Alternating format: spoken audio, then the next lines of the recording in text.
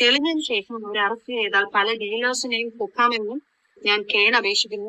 കുഞ്ഞുങ്ങൾക്ക് സജന നൂർ ദിയാസന കഴിഞ്ഞ കുറച്ച് ദിവസങ്ങളായി സോഷ്യൽ മീഡിയയിലെ പ്രധാന ചർച്ചാ വിഷയമാണല്ലോ. ദിയാസനക്കെതിരെ സജന നൂർ കഴിഞ്ഞ ദിവസം ഒരു വീഡിയോ ഇട്ടിരുന്നു.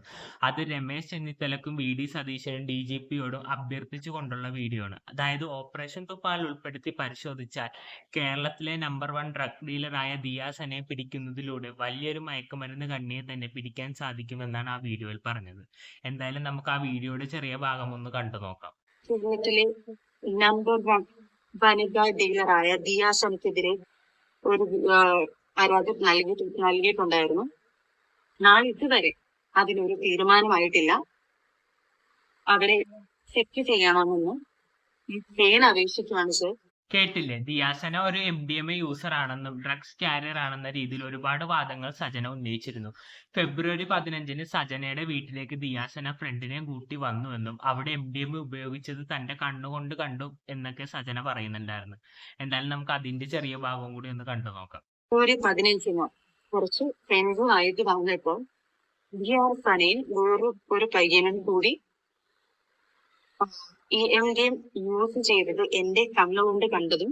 കേട്ടില്ലേ, ദിയാസന തന്റെ സുഹൃത്തിനെയും കൂട്ടി സജനയുടെ വീട്ടിലെത്തി MDMA യൂസ് ചെയ്തുവെന്നു. ആ സമയത്ത് താനാകെ ടെൻഷൻ അടിച്ച് എന്താണ് ചെയ്യേണ്ടതെന്ന് അറിയാൻ പാടില്ലാതെ നിൽക്കുന്ന സമയത്ത് ദിയാസന തന്റെയും കുറച്ച് ബിഗ് ബോസ് സുഹൃത്തുക്കളെ MDMA യൂസ് ചെയ്യാൻ നിർബന്ധിച്ചുവെന്നും താൻ അതിനെ എതിർത്തു.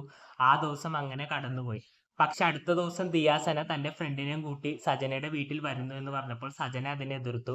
അങ്ങനെ ദിയാസനയ്ക്ക് തന്നോട് വൈരാഗ്യമായെന്നും ഈ കാര്യങ്ങളൊക്കെ പുറത്തു പറഞ്ഞാൽ സജനയുടെ പേഴ്സണൽ വീഡിയോസ് ഒക്കെ സോഷ്യൽ മീഡിയാസിൽ ഇട്ട് പബ്ലിഷ് ചെയ്യുമെന്നൊക്കെ ഭീഷണിപ്പെടുത്തി എന്നൊക്കെ കാണിച്ചാണ് സജന ദിയാസനക്കെതിരെ വീഡിയോ ചെയ്തത്. പക്ഷെ ഈ വീഡിയോയിൽ ഏറ്റവും ഹൈലൈറ്റ് ആയ ഒരു കാര്യം ഫെബ്രുവരി 15-ആണ്.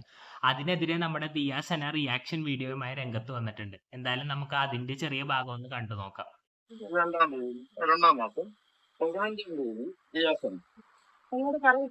നിങ്ങളിപ്പോ ഈ കാണുന്ന കാഴ്ച ഫെബ്രുവരി 15 ദിയാസന വെഞ്ഞാർമൂടിലെ സ്നേഹസ്പർശം എന്ന സ്ഥാപനത്തിൽ ഉണ്ടായിരുന്നു എന്നതിന്റെ തെളിവാണ്. 15 പിന്നെ ദിയാസന അന്ന് തലേദിവസം വാലന്റൈൻസ് ഡേ ആയിരുന്നു. അപ്പം വരാൻ പറ്റിയില്ലേക്ക, അമ്മമാരെ കാണണമെന്നും പറഞ്ഞിട്ട് വന്നിട്ട് പിന്നെ എറണാകുളത്ത് എവിടെ പോകണമെന്നും പറഞ്ഞിട്ടൊക്കെയാണ് നിന്ന് പിന്നെ ഞാൻ ഉറക്കം പറഞ്ഞെന്നും പറഞ്ഞിട്ട് കയറി പോകാൻ പോയി. കേട്ടില്ലേ, സജന ഉന്നയിച്ചത് വെറും ആരോപണം മാത്രമാണെന്ന് ഇതിൽ നിന്ന് മനസ്സിലാക്കാൻ സാധിക്കും. അന്നേ ദിവസം ദിയാസന സജനയുടെ വീട്ടിൽ പോയിട്ടില്ല. സ്നേഹസ്പർശം എന്ന അതിര മന്ദിരത്തിലായിരുന്നു. ദിയാസനെ ഇതിലേക്ക് വലിച്ചഴിച്ചത് റസൂൽ പൂക്കുറ്റിയുടെ സജനയുടെ വിഷയം വലിയ വിവാദമായി ജനങ്ങൾ ചർച്ച ചെയ്തുകൊണ്ടിരിക്കെ അവരുടെ ചിന്താഗതി തിരിച്ചുവിടാൻ വേണ്ടിയിട്ടാണെന്നും ദിയാസന ആരോപിക്കുന്നുണ്ടായിരുന്നു. മാത്രമല്ല, സ്നേഹസ്പർശത്തിലെ ജനങ്ങളുടെ പ്രാർത്ഥന കൊണ്ടാണ് തനിക്ക് തന്റെ നിരപരാധിത്വം തെളിയിക്കാൻ പറ്റിയെന്നും ദിയാസന പറയുന്നുണ്ടായിരുന്നു. എനിക്ക് ദിയാസനയുടെയും സജനയുടെയും വീഡിയോ കണ്ടതിൽ നിന്ന് മനസ്സിലായത് ദിയാസന നിരപരാധിയാണെന്നാണ്. നിങ്ങളുടെ അഭിപ്രായം താഴെ കമന്റ് ബോക്സിലൂടെ രേഖപ്പെടുത്തുക. അടുത്തൊരു വീഡിയോയിൽ കാണുന്നവരെ ബൈ ബൈ.